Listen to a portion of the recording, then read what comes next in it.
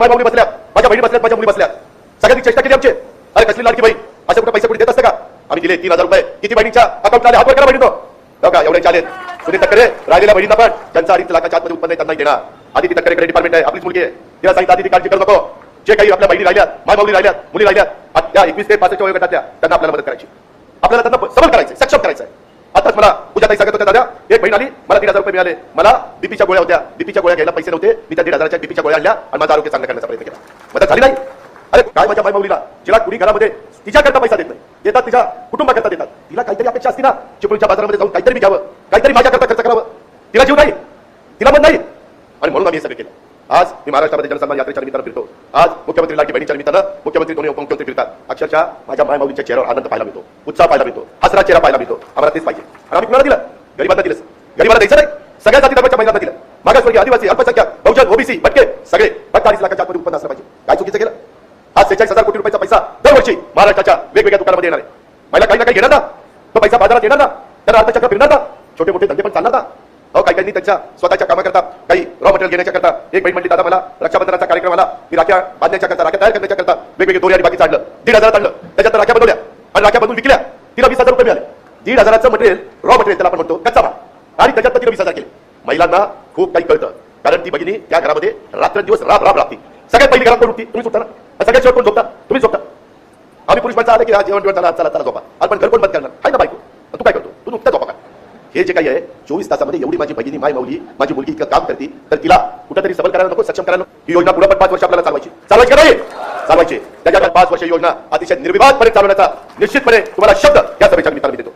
उलट नंतर त्याच्यात वाढच करेल, काळजी करू नका. आम्हाला कळतं एवढ्या थांबलो नाही. 52 लाख कुटुंबांना 3 गॅस सिलेंडर फ्री वर्षाला, आणि इतकं पारदर्शक केलं. कुणाच्या हातात पैसे नाही, तहसीलदार, प्रांत किंवा आणखी कुणी तो नाही देणार, आमदार खासदार नाही देणार. डायरेक्ट तुमचं लिंक कशाशी? आधार कार्डशी लिंक, आणि ते आधार कार्डशी लिंक असताना डायरेक्ट तुमच्या अकाउंटला पैसे. मध्ये कुठेही गळती नाही, पिळती नाही. तुमचे पैसे तुम्हाला कधी काढायचे तुम्ही ठरायचं. काही जण म्हणाले पैसे आले ना 3,000 रुपये जुलै ऑगस्ट दिले, काही म्हणजे काढा काढा काढा, परत घेतील परत घेतील. अरे काय, अरे भाऊ बीजेची बहिणींनी रक्षाबंधन केलेलं, राखी बांधल्याची वाणी कुणी परत घेतं का?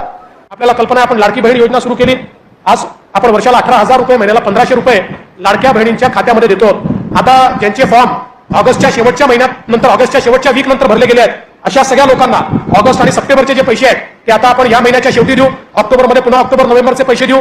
त्यामुळे कुठल्याही परिस्थितीमध्ये काँग्रेसच्या लोकांनी कितीही प्रयत्न केला तरी लाडकी बहीण योजना आम्ही बंद होऊ देणार नाही, हा देखील माझा तुम्हाला शब्द आहे. तर बघा, संपूर्ण माहिती आपण आत्ताच पाहिलेली आहे. माननीय उपमुख्यमंत्री देवेंद्रजी फडणवीस, त्यासोबतच माननीय उपमुख्यमंत्री अजितदादा पवार यांनी स्वतः माहिती दिलेली आहे 3ऱ्या हप्त्याच्या संदर्भात. लवकरच तुमचा 3रा हप्ता जो आहे तो तुमच्या खात्यामध्ये त्या ठिकाणी पाठवला जाणार आहे. जर आपण पाहिलं तर सप्टेंबरच्या शेवटी या ठिकाणी तुमचा जो काही पैसे आहे ते तुमच्या अकाउंटला जमा होणार आहेत.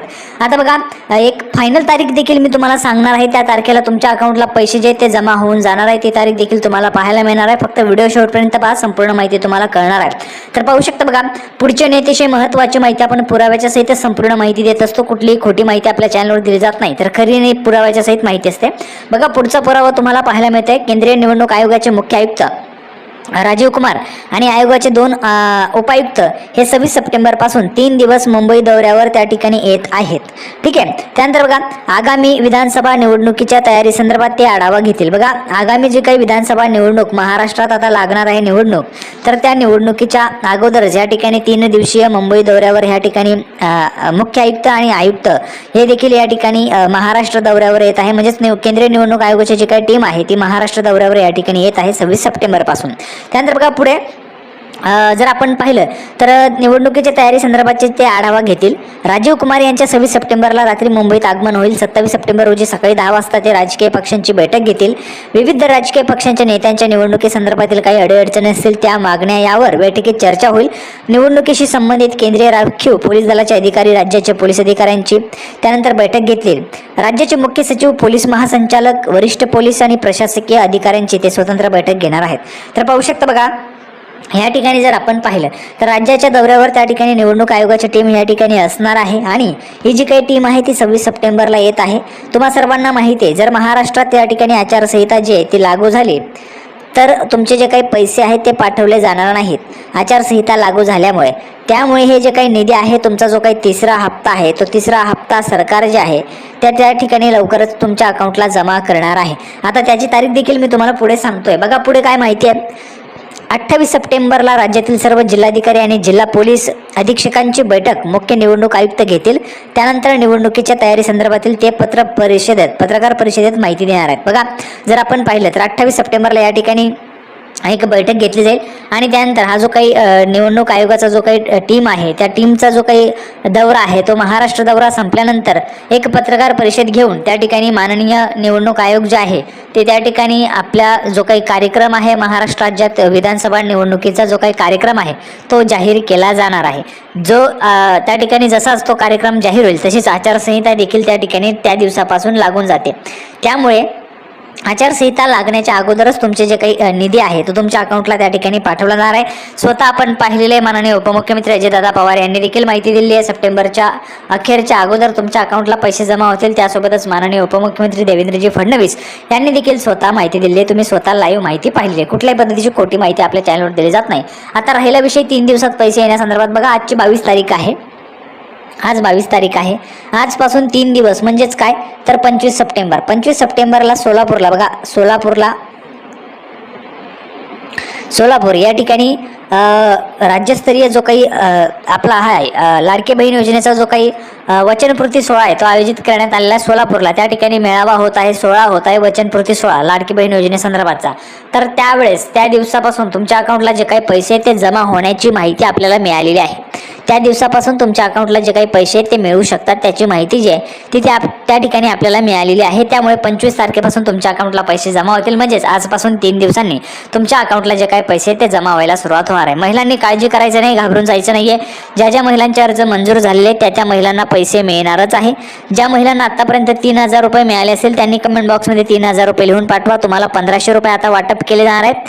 आणि ज्या महिलांना एकही रुपया मिळालेला नाही, 0 रुपये मिळालेले आहेत, त्या महिलांना आता 4,500 रुपये वाटप केले जाणार आहेत. 31 ऑगस्टच्या अगोदर जर तुमचे अर्ज आले असतील तर त्या संदर्भात देखील आपण माहिती पाहिलेलीच आहे.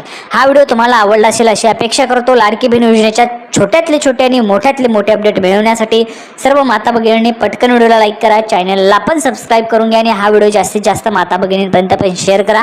त्यांना देखील ही महत्त्वाची माहिती कळालीच पाहिजे.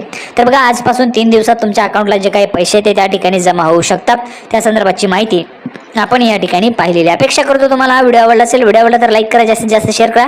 आपण पुन्हा एकदा पुढच्या व्हिडिओमध्ये अशाच पद्धतीची एक नवीन महत्त्वाची माहिती घेऊन भेटणारच आहोत. त्या अगोदर सर्वात महत्त्वाची अजून एक सूचना बघा, ही एक महत्त्वाची अपडेट राहिली होती. अंगणवाडी सेविकांना 1ही रुपया नाही. पाहू शकता बघा, अंगणवाडी सेविकांना त्या ठिकाणी पैसे मिळाले नाहीत. बघा, मुख्यमंत्री माझी लाडकी बहीण योजनेत 2 हप्त्यांचे 3,000 रुपये पात्र महिलांच्या खात्यात जमा झाले आहेत. सप्टेंबर महिन्याचा हप्ता देखील लवकरच लाभार्थ्यांच्या खात्यात वर्ग होणार आहे. परंतु दिवसरात्र एक करून लाडक्या बहिणींचे अर्ज भरणाऱ्या अंगणवाडी सेविकांना मात्र अजून 1 पैसाही मिळालेला नाही.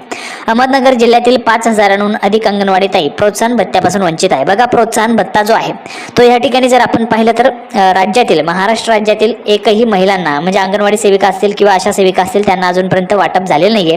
तर त्या संदर्भाची ही बातमी होती.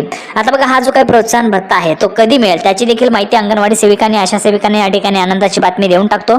स्वतः माननीय मंत्री आदितीजी तटकरे महिला व बालविकास मंत्री यांनी स्वतः सांगितलेला आहे. हा जो काही प्रोत्साहन भत्ता आहे 50 रुपये प्रत्येक अर्जानुसार हा प्रोत्साहन भत्ता